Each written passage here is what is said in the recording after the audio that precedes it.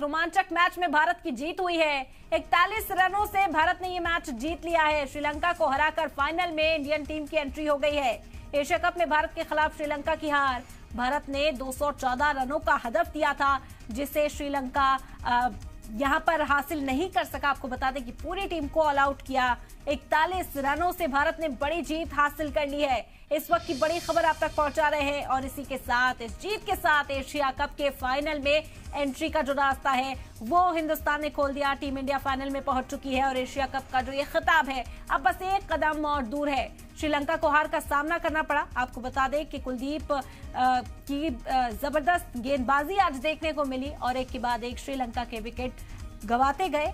Players वापस pavilion लौटते गए और अब ये तस्वीर कि हिंदुस्तान फाइनल में पहुंच गया है। रोमांचक मैच में भारत की जीत हुई है। 41 रनों से भारत ने ये मैच जीत लिया है।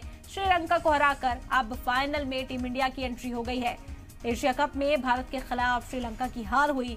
आपको बता दें कि भारत ने 214 रनों का हदफ दिया था। 214 रनों का टारगेट जो था वो श्रीलंका के सामने था, लेकिन यहां पर उसे भी कामयाब नहीं कर पाई टीम। बेहतरीन गेंदबाजी हिंदुस्तान की ओर से और इस वक्त क्रिकेट शौकीन में खुशी है। जश्न का माहौल देखा जा सकता है। स्टेडियम के बाहर भी लगातार फैंस अपनी खुशी का इजहार कर रहे हैं। पहले पाकिस्तान और श्रीलंका के खिलाफ ये जीत हासिल करना भारत को फाइनल्स के लिए अब राह जो है वो हमवार हो गई है। 41 रनों से भारत की जीत हुई। इस वक्त ये बड़ी खबर है आप तक पहुंचा रहे हैं। रोमांचक मैच रहा और हिंदुस्तान ने ये मैच जीत लिया है। टीम इंडिया की अब फाइनल में एंट्री हो गई है। 41 रनों से भारत की जीत हुई।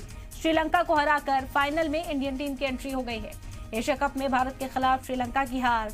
भारत ने 214 रनों का हदफ दिया था। श्रीलंका उस हदफ को हासिल नहीं कर सकी और रन आउट होने से श्रीलंका इस मैच को हार गई है।